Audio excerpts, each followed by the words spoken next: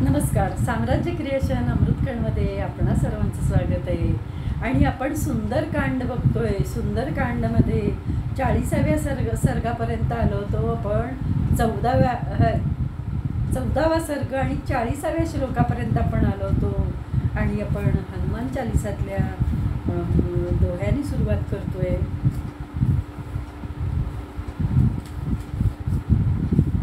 जय जय हनुमान गोसाई, कृपा करो गुरु देवकी नाही, जो शतबार पाठ जो कर कोई, छोटे बंदी महासुख होई, जो ये पडे हनुमान चालीसा, होय सिद्धीसा की गौरीसा, तुलसीदास सदा हरिचेरा, की जय राथ हृदय महडेला, की जय राथ हृदय महडेला. अशा प्रकारे आपण ही हनुमान चालीसा आपण 3 वेळा वाचतोय. आणि एक जे सुंदरकांड आहे ते नोकरी व्यवसाय वाढीसाठी उपयुक्त आहे.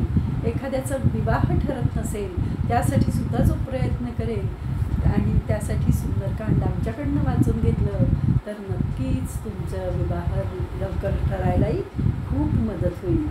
आपण आता 40व्या श्लोकाच्या पुढचा भाग बघूया. ते घनदाट सावली देणारे होते वृक्ष, त्यांच्या पायथ्याशी चांदी सोन्यांचे पार बांधलेले होते. त्या वृक्षांवर लतांनी वेष्टन केले होते. एक शिशंपा वृक्ष तेथे पाहिला. त्या वृक्षाचा डेरेदार आकार भरगच्च होता. काही मोकळी पटांगणे, डोंगरी, निर्झरवन सोनेरी वृक्ष होते. त्या वृक्षांवर परावर्तित प्रभेचे शेकडो पैंजणांप्रमाणे ध्वनी उमटू लागले होते. हनुमंताला मोठे आश्चर्य वाटले. तो एका फुलांनी व पानांनी भरलेल्या शिशंपा वृक्षावर बसला.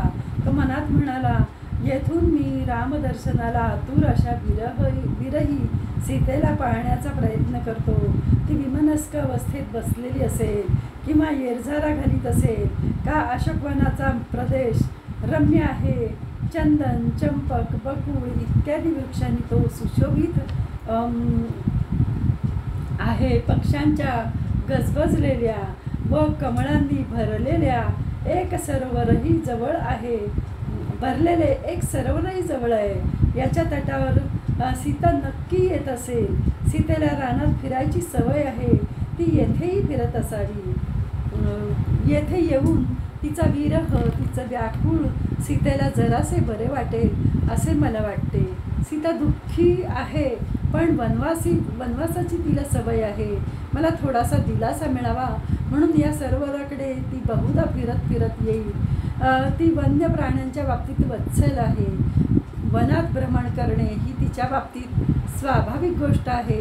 तेव्हा मला ती येथे दिसण्याचा संभव आहे. सगळे मारुतीरायाच्या मनातले विचार सुरू आहेत. सीता प्रातःकालीन संध्यावंदन करण्यासाठी सुद्धा या सुंदर सरोवरापाशी येईल. सीता शुभलक्षणी आहे. बस अशोक वाटिका ही सुंदर व शुभदर्शनी आहे.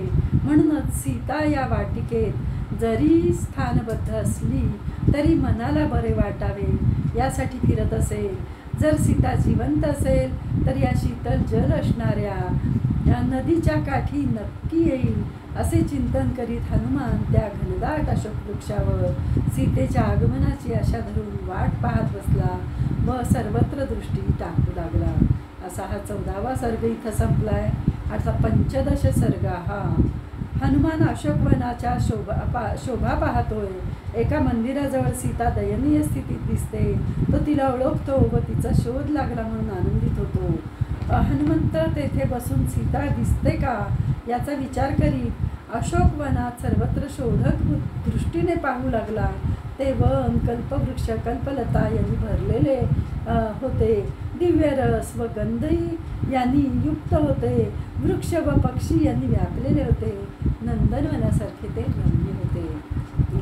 तेथे महाल होते, चौथरे होते, कोकिळ पक्ष्यांचे आवाजही होते ते घुमत होते.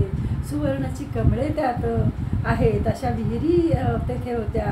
अनेक गृहे आवास तेथे होते. त्यात आसने गालीचे घातलेले होते. 12 महिने फुले देणारे वृक्ष होते. फुललेल्या अशोक वृक्षामुळे ते वन सूर्यप्रकाशाने तेजस्वी दिसत होते.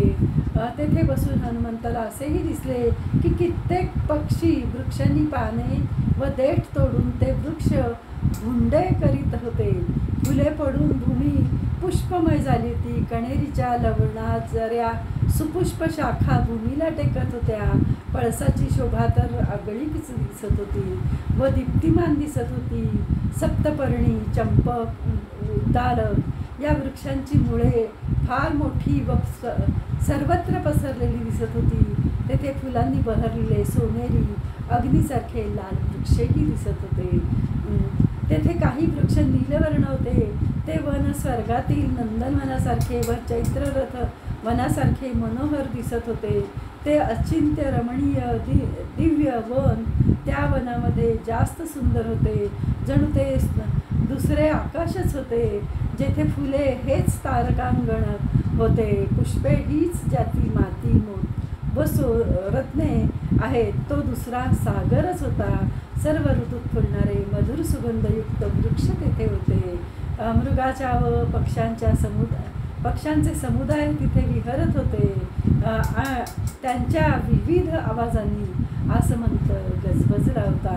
पुष्पगंध दरवळत होता.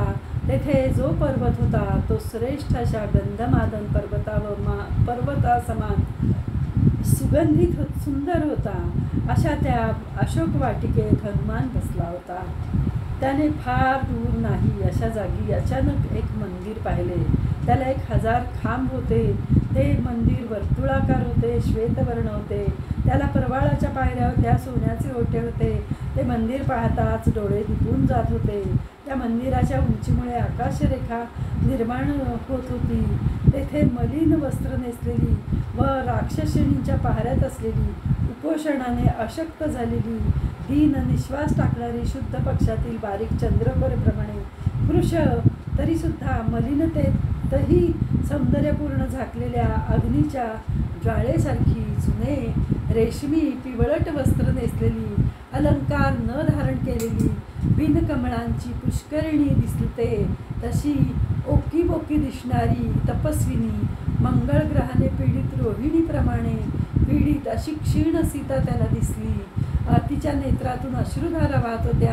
ती दुःखात बुडालेली होती, फार व्यथित अशी दिसत होती. तिच्या आसपास विद्रूप राक्षसिणी होत्या. कळपातून चुकलेली हरणी कुत्र्याच्या तावडीतून कुत्र्यांच्या तावडीत सापडावी तशी ती दयनीय दिसत होती. तिची वेणी पाठीवरून कटीच्या खालपर्यंत गेली होती. ती मेघ निघून गेल्यावर नीलवर्ण वनराईत युक्त भूमीप्रमाणे दिसत होती. सुख भोगण्यास ती योग्य होती, पण दुःखच तिच्या वाट्याला आले होते. संकट म्हणजे काय हेही तिला पूर्वी माहीत नसावे. तिचे नेत्र विशाल होते. तिला पाहून व तिची अवस्था पाहून हनुमंताने तर्क केला की हीच रामाची सीता असावी व तपस्व्यांचे सोंग घेऊन त्या दुष्ट रावणाने हिला पळवून आणले असावे. मला ही आकाशमार्गे पळवून नेली जात असताना दिसली तीच ही स्त्री. चंद्रासारखे सुंदर मुख, अंगलटही त्या स्त्रीचा ही आणि स्त्रीसारखीच हिचा पण आहे. हिच्या शरीराची कांती तेथे सर्व दिशांना प्रकाशित करीत आहे. तिच्याप्रमाणेच ही लघुपटीची, विबंबन ओठाची, निळसर कंठ प्रदेश असलेली आहे. ही प्रज्ञलोचना रतीप्रमाणे सुंदर आहे. चांदणे जसे सर्वांना आवडते तशीच ही पण कोणालाही आवडेल. ती सीता जमिनीवर आपल्या गुडघ्यात मान घालून अंगाचा संकोच करून बसली होती. ती मोठमोठा श्वास टाकीत होती. त्या बाबतीत नागिणीच्या फुटकाराची आठवण करून देत होती. शोकामुळे ती म्लान दिसत होती. धुराने आगीच्या ज्वाला धुसर दिसावी तशी ती भासत होती. संशयात पडलेली स्मृती, अवनत झालेली संपदा, मरण पावलेली श्रद्धा व प्रतिगत झालेली आशा, उपसर्ग पावलेली सिद्धी आणि कलुषित झालेली बुद्धी, मिथ्या आणि कलंकित झालेली कीर्ती असावी तशी ती वाटत होती. रामविरहाने व्यथित व राक्षसांनी पीडित अशी ती बालहरणीप्रमाणे नेत्र असणारी दुर्बल सीता इकडे तिकडे असहाय्यतेने पाहत होती. आज आपण इथपर्यंतच भाग बघूया. आणि 15व्या सर्गातला उर्वरित भाग आपण उद्या पाहूया. मनोजवं मारुततुल्यवेगं जितेन्द्रियं बुद्धिमतां वरिष्ठं वातात्मजं वानरयूथमुख्यं श्रीरामदूतं